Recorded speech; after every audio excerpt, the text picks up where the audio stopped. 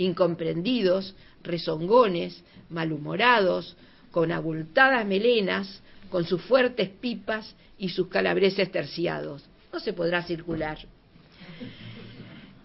Este fue, aparte de los sarcasmos, un momento crucial en la vida de Figari. Sintió la imperiosa necesidad de fundamentar teóricamente las ideas que le habían llevado a exigir la reforma de la escuela, y para eso decidió dedicarse a profundizar en temas relacionados con la educación, el arte y la filosofía. Renunció a todas sus actividades, incluso la dirección de la escuela, y se concentró a estudiar los temas que le preocupaban. Se cuenta que esta concentración la llevó a cabo en la quinta de su suegro, la de los Castros, que era por acá cerca, y en el castillo del Parque Rodó. Al cabo de su clausura intelectual, que duró casi 2 años, llevó a la imprenta un libro de filosofía cuyo título es el que dijimos hace un rato, Arte, Estética, Ideal. Viajó a Francia a presentar su libro, que aquí había sido absolutamente ignorado, y volvió poco antes de que se desatara la guerra. Las peripecias en la vida de Figari podrían inspirar una interesante biografía. Digo biografía y no novela histórica, que me parece un género peligrosísimo. Biografía, en cambio, es un género realmente que podría dar cuenta de una vida tan interesante como la de Pedro Figari. Después de la renuncia y de sus estudios sobre temas filosóficos y educativos, Figari, cuyos actos muestran su obstinación para llevar adelante sus convicciones, entonces insistió con su idea de reformular la escuela, y cuando Feliciano Viera asume la presidencia, le presentó un memorándum fundamentando la necesidad de orientar la enseñanza hacia una cultura práctica industrial. El presidente Viera le ofreció la dirección de la escuela y Figari aceptó. Ocupó el cargo solo por 21 meses. Elaboró un plan de organización de la enseñanza industrial, pero renunció nuevamente por discrepancias con el gobierno. Aquí realiza varias de las obras que son imprescindibles si se quiere conocer las ideas de Figari en temas educativos. El informe, por ejemplo, lo que era y lo que es la Escuela de Artes, y sobre todo su última obra de carácter educativo, que la escribió en el año 1918 y que la escribió junto a su hijo, que había sido uno de sus entusiastas colaboradores en la escuela, y que lleva el nombre de Educación Integral. ¿Cuál era concretamente la propuesta de Figari? Figari plantea una concepción educativa muy revolucionaria en su época, que implica muchos cambios en los fines de la enseñanza y se relacionan directamente con un proyecto nacional y latinoamericano que pretende transformar el modelo económico. El concepto sustancial para el desarrollo integral del educando es la articulación del estudio con el trabajo, de la teoría con la práctica, de la actividad manual con la intelectual, para lo cual se debe integrar su particular concepción de arte industrial. Baferreira compartía muchas de estas ideas que estuvieron presentes en su famoso proyecto de parques escolares y que nosotros lo recogemos acá en el libro, y que para no extenderme demasiado no se los voy a ir a leer, pero tenía una idea muy cabal también sobre la importancia que el trabajo y la labor manual debía existir en la escuela, no solamente en la etapa que plantea Figari, sino también en la escuela primaria. El aporte de Figari a la teoría pedagógica es su original concepto de educación integral. Esto lo define en brevísimas palabras al final del ensayo que lleva ese nombre y hace una abundante fundamentación muy importante de ese tema. Vale la pena recordar acá algunas de las medidas que tomó en el periodo que dirigió la escuela.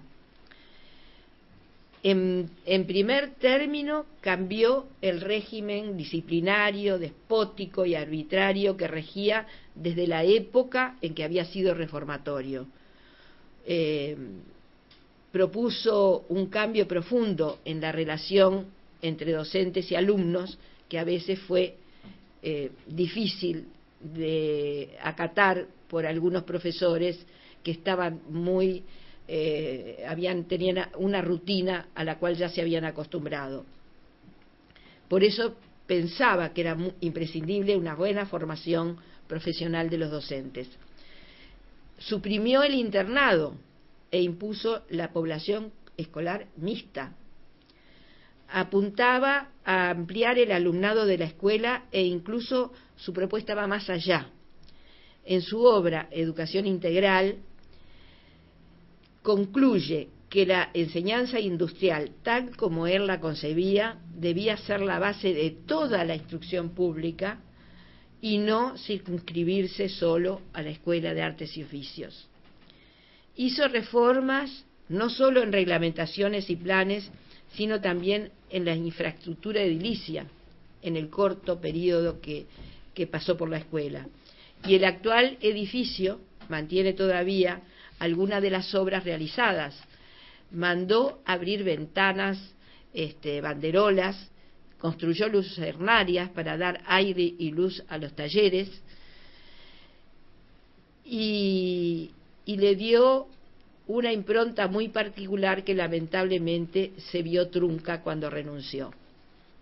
Al hacer un balance de las propuestas de Figari y la falta de apoyo que recibieron, encontramos partes de las causas del rechazo que sufrió su proyecto. Como vimos, tuvo fuertes discrepancias con las altas esferas del gobierno, también con los empresarios, algunos de los cuales eran consejeros de la escuela. Fue un proyecto que, por un lado, algunos no comprendieron, pero fundamentalmente las jerarquías no compartieron la filosofía que lo presidía. Entonces Figari, después de luchar a brazo partido por convencer de las bondades de sus concepciones sin lograrlo, renunció a todos sus cargos, no solamente en la dirección de la escuela, y se dedicó a pintar, en lo que tampoco iba a ser comprendido de inmediato en su propio país. Así que se fue primero a Buenos Aires, donde comenzó su éxito, y después a París, donde culminó su reconocimiento como uno de los grandes maestros de la pintura. Entonces, la fama del pintor dejó en la oscuridad las otras facetas de su personalidad. Después de aquel largo silencio que mencionamos antes, que el simple rastreo de la bibliografía confirma, parece existir un nuevo interés sobre los aspectos menos conocidos de esta figura ilustre de nuestra cultura. Por lo tanto, es de desear que estas conmemoraciones, con motivo del sesquicentenario de su nacimiento, convoquen a nuevas indagaciones. Muchas gracias.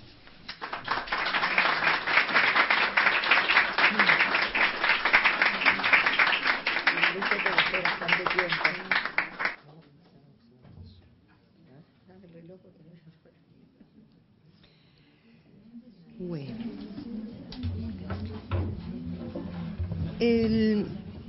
esta charla tenía como título Figari, ese famoso desconocido. Y si bien hay un elemento de juego de palabras y de cierto gancho en el asunto, expresa una realidad, aunque parezca un oxímoron, una contradicción de los términos.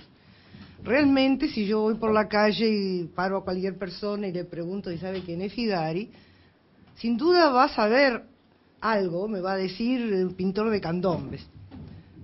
De repente otro me dice, fundó la escuela industrial o dirigió la escuela industrial. Pero la totalidad de la obra de Figari, la multifacética personalidad de Figari, esa es casi desconocida.